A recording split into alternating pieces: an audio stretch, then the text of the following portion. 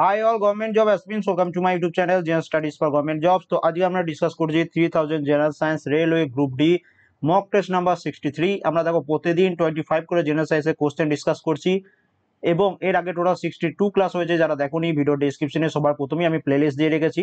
এবং যারা প্রথমবার রেলওয়ে গ্রুপ ডি পরীক্ষা দেবে মনে রাখবে তোমাদের আউট অফ 100 কোশ্চেন 25 কোশ্চেন কিন্তু জেনারেল সায়েন্স থেকে আসবে। জেনারেল সায়েন্সের মধ্যে কি কি টপিক আছে, ফিজিক্স, কেমিস্ট্রি, বায়োলজি, আবার তার সাথে আবার 2-3টে ফিজিক্সের ম্যাথও কিন্তু তোমাদের আসবে। তো আমরা খুব ভালোভাবে প্রিপারেশন নেবো যাতে আমাদের আপকামিং গ্রুপ ডি পরীক্ষা আমরা খুব ভালোভাবে প্রিপারেশন নিতে পারি। আমাদের মেইন টেলিগ্রাম চ্যানেল জবস কে একাডেমি প্রত্যেকে জয়েন করে নেবে। সমস্ত রকম নোটিফিকেশন, আপডেট, পিডিএফ, এই ক্লাসগুলো লিঙ্ক সমস্ত কিছু এখানে পেয়ে যাবে। তাছাড়া টার্গেট রেলওয়ে গ্রুপ ডি 2021 এই নামে একটা টেলিগ্রাম গ্রুপ রয়েছে, এই গ্রুপটা জয়েন করবে। আমি এখানে অনেক ফ্রি পিডিএফ পোস্ট করে রেখেছি এবং আরো অনেক পিডিএফ পোস্ট করা হবে। এছাড়া আমাদের ফেসবুক পেজ, ফেসবুক গ্রুপ রয়েছে, চাইলে তোমরা জয়েন করে নিতে পারো। দেখো যারা প্রপার ভাবে তোমাদের রেলওয়ে গ্রুপ ডি পরীক্ষাকে টার্গেট করছো তোমাদের জন্য 3টে নোট রয়েছে। সবার প্রথম দেখো 129 নম্বর মক টেস্ট থেকে 188 নম্বর মক টেস্টে 3000 জিকে টিসিএস প্যাটার্নের রয়েছে। 3000 previous year general science question, যেখান থেকে আমরা আজকের এই কোশ্চেনগুলো আমরা সেট করছি। এখানে দেখো 126টা শিফটের 3000 জেনারেল সায়েন্সের কোশ্চেন, এক্সট্রা ডিটেলস 404টা ফিজিক্সের ম্যাথের সলভ পেপার। এইটা সব থেকে ভেরি ভেরি ইম্পর্টেন্ট, এখানে তুমি অন্যদের তুলনায় এগিয়ে যাবে। এবং তার সাথে রিসেন্টলি যে তোমাদের এনটিপিসি সিবিটি 1 হয়েছিল তার ভলিউম 1 ভলিউম 2 টোটাল 1200 প্লাস 1200 2400 কোশ্চেনের পিডিএফ ভিডিও ডেসক্রিপশনে অ্যাভেলেবেল রয়েছে। হোয়াটসঅ্যাপ মাধ্যমে পিডিএফ গুলো বাই করতে চাইলে এই নাম্বারে আমাকে মেসেজ করতে পারো। চলে আসছে আমাদের প্রথম প্রশ্ন, দেখো কি দিয়েছে যে রেডিও, টেলিফোন, টেলিগ্রাফ এবং টেলিভিশনের আবিষ্কারের ভিত্তি কে স্থাপন করেছিলেন। এইগুলো আবিষ্কারের ভিত্তি কে স্থাপন করেছিলেন? তো এটা অ্যান্সার হচ্ছে হেনরিক রুডলফ হার্টজ।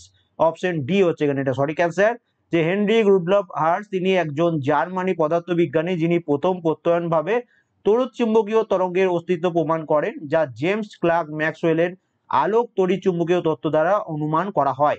1888 সালে তিনি সর্বপ্রথম একটি যন্ত্রের সাহায্যে অত্যন্ত উচ্চ কম্পাঙ্কে বেতার তরঙ্গ তৈরি ও শনাক্ত করেন এবং এর সাহায্যে তড়িৎ চুম্বকীয় তরঙ্গের অস্তিত্ব প্রমাণ করেন। তার নামে কম্পাঙ্কের আন্তর্জাতিক একক এর নামকরণ করা হয়েছে হার্টজ। তো আমরা প্রত্যেকে জানি কম্পাঙ্ক বা ফ্রিকোয়েন্সি এর একক কি হচ্ছে হার্টজ, তো এর নামে সেটা হয়েছে। ড্যাশ হলো কলিচুন বা স্লেক্ট লাইমের আণবিক সংকেত। তো যখন তোমরা গ্রুপ ডি পরীক্ষা দিতে যাবে যখন সবসময় এই ইংলিশ টার্মগুলো একটু নজর রাখবে, কারণ আমি দেখেছিলাম যে বেঙ্গলির সাথে ইংলিশের অনেকটা মিক্সড হয়ে গেছিল বলে অনেকজন ভুল অ্যান্সার করে চলে এসেছিল।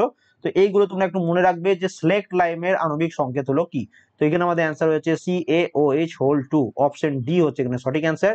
কলিচুন বা স্লেক্ট লাইম, এই কলিচুনের রাসায়নিক নাম হচ্ছে ক্যালসিয়াম হাইড্রোক্সাইড এবং এর রাসায়নিক সংকেত হচ্ছে CaOH2। যখন একটি রবার ব্যান্ডকে টানা হয় শক্তির স্থানান্তর সংরক্ষিত হয় কোনটিতে? যখন একটি রবারের ব্যান্ডকে তুমি টেনে ধরলে তো তার মধ্যে কোন শক্তি সংরক্ষিত হয়? তার মধ্যে স্থিতিশক্তি, যেটাকে আমরা পোটেনশিয়াল এনার্জি বলে থাকি।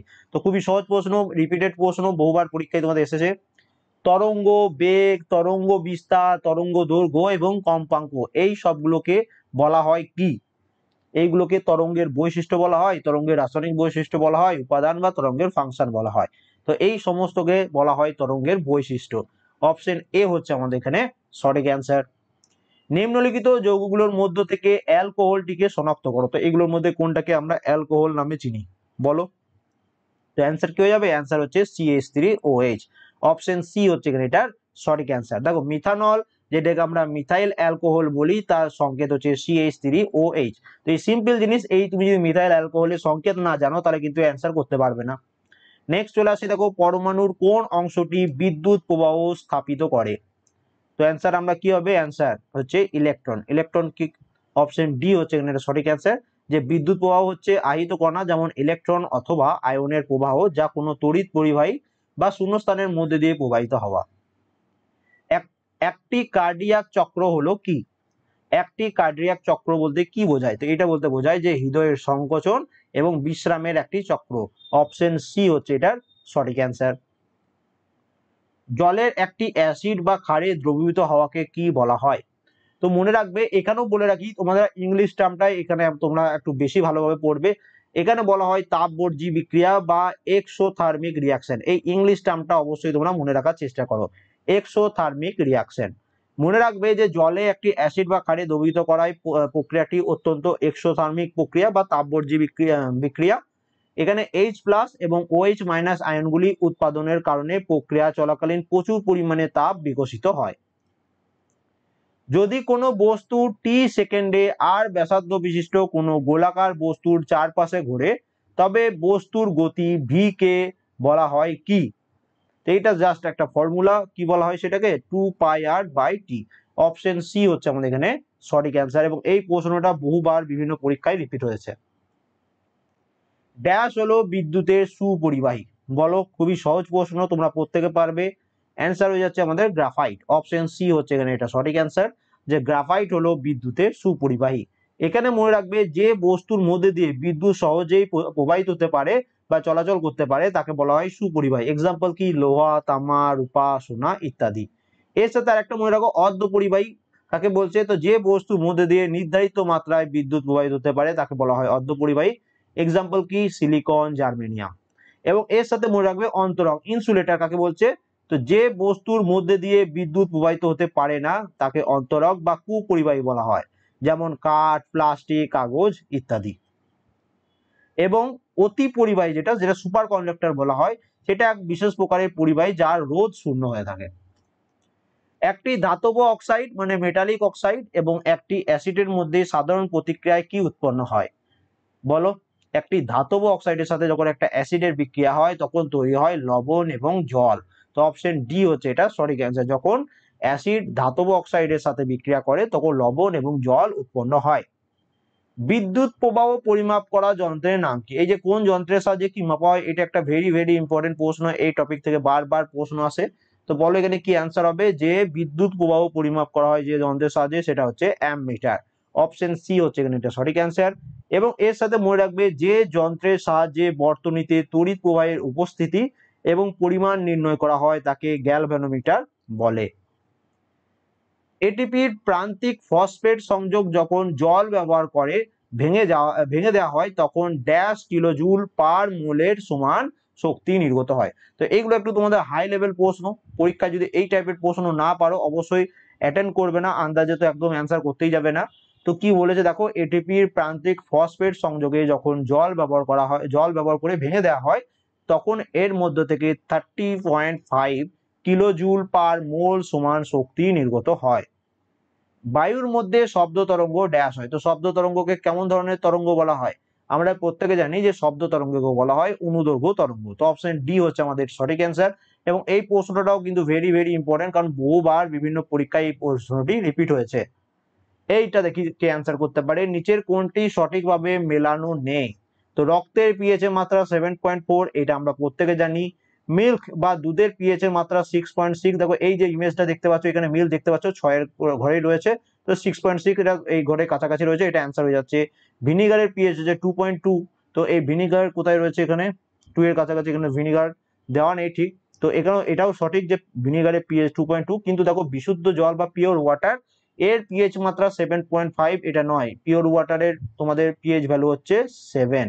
তো এটা মনে রাখবে যে বিশুদ্ধ জলের পিএইচ মাত্রা হচ্ছে 7। নিম্নলিখিত কোন প্রক্রিয়ায় তাপ শক্তি উৎপন্ন হয়, এই সংবহন, রেচন, পরিপাক, শ্বসন, এগুলোর মধ্যে মনে রাখবে শ্বসন প্রক্রিয়ায় তাপ শক্তি উৎপন্ন হয়। এখানে মনে রাখবে যে জৈব রাসায়নিক প্রক্রিয়ায় জীব কোষস্থ খাদ্যবস্তু মুক্ত অক্সিজেনের উপস্থিতিতে বা অনুপস্থিতিতে উৎসেচকের সহায়তায় জারিত হয়ে কার্বন ডাইঅক্সাইড জল উৎপন্ন করে এবং খাদ্যের আবদ্ধ স্থৈতিক শক্তি গতিশক্তি বা তাপ শক্তিতে রূপান্তরিত হয়ে মুক্ত হয় তাকে বলা হয় শ্বসন বা রেসপিরেশন। একটি বিমান যদি 4000 মিটার দূরত্ব অতিক্রম করতে 20,000 জুল কৃতকার্য করে তাহলে প্রযুক্ত বল কি হবে? খুবই সহজ প্রশ্ন, কিন্তু এগুলোই তোমাদের শিখতে হবে। এখানে দেখো এই টাইপের প্রশ্ন তোমাদের দেবে যে যেখানে তোমাদের দুটো ডাটা দেওয়া থাকবে, তোমাকে জাস্ট একটা ডাটা বার করতে হবে। এখানে কি কি বলে দেওয়া রয়েছে, দূরত্ব দেওয়া রয়েছে, তোমাদের কৃতকার্য দেওয়া রয়েছে এবং প্রযুক্ত বল। তো আমরা এখানে একটা ফর্মুলা জানি, ডাব্লিউ ইকুয়াল টু হচ্ছে এফ ইন্টু এস। ডাব্লিউ হচ্ছে কি, কৃতকার্য, সমান এফ মনে হচ্ছে বল ইন্টু এস মনে হচ্ছে সরণ বা ডিস্টেন্স যেটা বলেছে। এবার দেখতে পাচ্ছ ডাব্লিউর ভ্যালু বলে দেওয়া রয়েছে, এস এর ভ্যালু দেওয়া রয়েছে, তোমাকে এফ এর ভ্যালু বার করতে হবে। তাহলে এফ ইকুয়াল টু তুমি লিখতেই পারো ডাব্লিউ বাই এস। ডাব্লিউ হচ্ছে কত কত কৃতকার্য, যে 20,000, আর এস হচ্ছে কত 4000 মিটার। তুমি যদি ভাগ করে দাও তাহলে কত আসছে, 3টে শূন্য 3টে শূন্য কেটে গেল, 4 একে 4, 4 5 20, 5। অ্যান্সার কি হচ্ছে 5 নিউটন। অপশন বি হচ্ছে এখানে এটার সঠিক অ্যান্সার। তাহলে কৃতকার্য 20,000 জুল, দূরত্ব 4,000 মিটার, প্রযুক্ত বল এফ ইকুয়াল টু বার করতে হবে। তো W equal to F into S. তো ডাব্লিউ এখানে পেয়ে গেলাম F equal to W by S, তো 20,000 বাই 4,000 ইকুয়াল টু 5 নিউটন। তো অপশন বি হচ্ছে আমাদের এখানে সঠিক অ্যান্সার। সরণের মান নির্ণয় করতে আমাদের প্রাথমিক অবস্থান থেকে চূড়ান্ত অবস্থানে ড্যাশ আঁকতে হয়। কেমন ভাবে আঁকতে হয়? সরল রেখায়, বৃত্তাকার পথে, তরঙ্গিত। মনে করো এইখানে একটা জায়গা রয়েছে, এটা মনে করো এ একটা জায়গা, মনে করো এটা, আর এটা হচ্ছে একটা বি একটা জায়গা। এই যে মনে করো কেউ, মনে করো কোনো ব্যক্তি এই জায়গাটা এরকম ভাবে ঘুরে ঘুরে ঘুরে ঘুরে গেল, ওকে। আবার কোনো একটা ব্যক্তি একদম বৃত্তাকার পথে গেল। এবার তোমাকে বলছে যে এই প্রাথমিক অবস্থা মানে সরণ বলতে কি বোঝায়, সরণের মান কি হয় না, তো এটা মনে রাখবে সব সময় যে প্রাথমিক অবস্থা থেকে চূড়ান্ত অবস্থার যে সরল রেখায় যে দূরত্বটা অতিক্রম করে, এই যে টোটাল এই যে ডিস্টেন্সটা, সেটাকে তোমার সরণ হিসাবে ধরবে। তো অপশন এ হচ্ছে আমাদের এখানে সঠিক অ্যান্সার। এবার আরেকবার আমরা এর ফুল স্টেটমেন্ট মানে সংজ্ঞাটা পড়ে নিই, যে কোনো গতিশীল বস্তু নির্দিষ্ট দিকে স্থান পরিবর্তন করে বস্তুটির সরণ বলে। বস্তুটির প্রাথমিক এবং শেষ অবস্থান যেটা, সেটা বিন্দুর মধ্যবর্তী সরল রৈখিক দূরত্বকে ওই বস্তুর সরণ পরিমাপ করা হয়। ড্যাশ কলা ত্বকের নিচে, কিডনিগুলির চারপাশে এবং অভ্যন্তরীণ অঙ্গগুলির মধ্যে পাওয়া যায়। তো বলো কি অ্যান্সার হবে? তাড়াতাড়ি অ্যান্সার করো। এবং প্রত্যেকে কিন্তু এখন আর বেশি সময় নেই, এখন একদম তোমরা সময় নষ্ট করবে না, ভালোভাবে এগুলোকে রিভিশন করবে। অ্যান্সার কি হয়ে যাচ্ছে? এডিপোজ। অপশন এ হচ্ছে এখানে এটা সঠিক অ্যান্সার। এখানে দেখো এই প্রশ্নটাও কি বলেছে, এম ভরের একটি বল পি ভর বেগে ঘূর্ণায়মান হলে বলটির গতিশক্তি হবে কত? ওকে, তো এখানে বল বলতে ফোর্স নয়, কিন্তু একটা বল, খেলার বল যেটা, সেই বলটার কথা বলা হয়েছে। তো কি অ্যান্সার হবে? অ্যান্সার হচ্ছে পি স্কোয়ার বাই 2m। এবার তোমাদের মধ্যে অনেকজনে আছে যারা ঘাবড়ে যাবে কিভাবে হলো। তো এইখানে দেখো 2-3টে সূত্র আমি তোমাদের বুঝিয়ে দিচ্ছি ভালোভাবে। সবার প্রথম দেখো এখানে ভর এম বলেছে এবং ভরবেগ বলে নাই। তো ভরবেগের ফর্মুলা কি? ভরবেগ সমান আমরা জানি কি, ভর ইনটু বেগ। ভরবেগকে আমরা পি দিয়ে ডিনোট করি এবং মাস হচ্ছে ভর, আর ভি দিয়ে হচ্ছে ভেলোসিটি, এম ইন্টু ভি, সেটাই এখানে লিখেছি, ভরবেগ P equal to M into V. এবার দেখো এখানে পি এখানে রয়েছে, এম এখানে রয়েছে, তোমাকে ভিটা বার করতে হবে। তাহলে ভি ইকুয়াল টু কি করতে পারো তুমি? পি ইকুয়াল টু যদি এম ইন্টু ভি হয়, তাহলে V equal to P by M, P by M সেটাই লিখে রাখলাম। এবার এখানে বলেছে গতিশক্তি কত হবে। তো গতিশক্তির ফর্মুলা কি? গতিশক্তির ফর্মুলা হচ্ছে half into M into V square. Okay, তো হাফ ইন্টু এম এবং এই যে ভি স্কোয়ার, যে ভিটা রয়েছে, এই যে ভিটা রয়েছে এর ভ্যালুটা পুট করলাম, তাহলে পি বাই এম এর হোল স্কোয়ার বলে, তার মানে তুমি এখানে লিখতে পারো যে P square by M square. এবার দেখো এখানে একটা এম রয়েছে, এখানে এম স্কোয়ারের একটা, এম স্কোয়ার মানে কি দুটো এম, এম ইন্টু এম। তাহলে এখান থেকে আমরা একটা এম কেটে দিলাম, তাহলে কি পড়ে এলো? এম পড়ে এলো নিচে, উপরে কি পড়ে এলো? পি স্কোয়ার, এখানে আগে 2 রয়েছে তো 2m, তাহলে পি স্কোয়ার বাই 2m আমরা পেয়ে গেলাম। তো যেটাই হচ্ছে আমাদের এখানে অ্যান্সার। এক লাইনের প্রশ্ন জাস্ট ভ্যালু পুট করতে হবে। এবার এগুলোকে কিন্তু তোমাকে ঘরে খুব ভালোভাবে প্র্যাকটিস করতে হবে। তারপরে দেখো কি বলেছে, ড্যাশ ইথানোয়িক অ্যাসিডের সাধারণ নাম। তো এগুলোর মধ্যে কোনটা ইথানোয়িক অ্যাসিডের সাধারণ নাম? তো এখানে আমাদের অ্যান্সার কি হয়ে যাবে? Acetic acid. এবার দেখো ফর্মিক অ্যাসিড যেটা, তার আইইউপিএসি নাম হচ্ছে মিথানোয়িক অ্যাসিড, যার ফর্মুলা হচ্ছে HCOOH। ওকে, পিমলেট ভুলে পাওয়া যায়। তারপরে দেখো অ্যাসিডিক অ্যাসিড, এর আইইউপিএসি নেম হচ্ছে ইথানোয়িক অ্যাসিড, যেটা এই প্রশ্নের অ্যান্সার। এর ফর্মুলা হচ্ছে কি CH3COOH, এটাকে আমরা ভিনেগার বলে চিনি, ভিনেগারের মধ্যে পাওয়া যায়। তারপর দেখো প্রোপানোয়িক অ্যাসিড, তো এটা প্রোপানোয়িক অ্যাসিড নামে পরিচিত, এটার ফর্মুলা হচ্ছে CH3CH2COOH। এবং তারপর দেখো বিউটারিক অ্যাসিড, এটা বিউটোনিক অ্যাসিড, আইইউপিএসি নেম হচ্ছে বিউটোনিক অ্যাসিড, এর তোমাদের কেমিক্যাল ফর্মুলা হচ্ছে CH3CH2COOH। এটা কার মধ্যে পাওয়া যায়? বাটারের মধ্যে পাওয়া যায়। নিম্নের কোনটি একটি যান্ত্রিক তরঙ্গ? এগুলোর মধ্যে কোনটা মেকানিক্যাল ওয়েভ? তো এখানে মনে রাখবে শব্দ তরঙ্গ এক প্রকার যান্ত্রিক তরঙ্গ বা মেকানিক্যাল ওয়েভ। প্রাণীর মধ্যে বৈচিত্র্য ড্যাশ করে। তো প্রাণীর মধ্যে বৈচিত্র্য মনে রাখবে বৈচিত্র্যের বিবর্তন এবং বৃদ্ধি করে। অপশন এ হচ্ছে আমাদের এখানে সঠিক অ্যান্সার। নিম্নলিখিত প্রাণীগুলির মধ্যে কোনটি মোলাস্কা পর্বের অন্তর্গত নয়? এগুলোর মধ্যে কোনটা মোলাস্কা পর্বের অন্তর্গত নয়? তো সেটার অ্যান্সার হচ্ছে অ্যান্টিডন। অ্যান্টিডন হচ্ছে একিনোডার্মাটা পর্বের অন্তর্গত, তো এটাও মনে রাখবে। লাস্ট প্রশ্ন, কয়লা এবং খনিজ তেলের দহন হলে ড্যাশের অক্সাইড গঠনের ফলাফল। তো কয়লা ও খনিজ তেলের দহন হলো নাইট্রোজেন এবং সালফারের অক্সাইড গঠনের ফলাফল। অপশন বি হচ্ছে এখানে এটার সঠিক অ্যান্সার। তোমাদের হোমওয়ার্ক দেওয়া রয়েছে, হোমওয়ার্কটা কি যে নিম্নলিখিত কোন বৈদ্যুতিক আধানের এসআই একক নিম্নলিখিত কোনটি বৈদ্যুতিক আধানের এসআই একক এবং প্রায় 6 × 10⁻18 ইলেকট্রন বিশিষ্ট আধানের সমতুল্য। এটা তোমাদের হোমওয়ার্ক, প্রত্যেকে অ্যান্সার করে জানাবে কার কত স্কোর হয়েছে, এবং টোটাল যে 25 কোশ্চেন ডিসকাস করলাম আউট অফ 25 কার কত স্কোর হয়েছে অবশ্যই জানিও।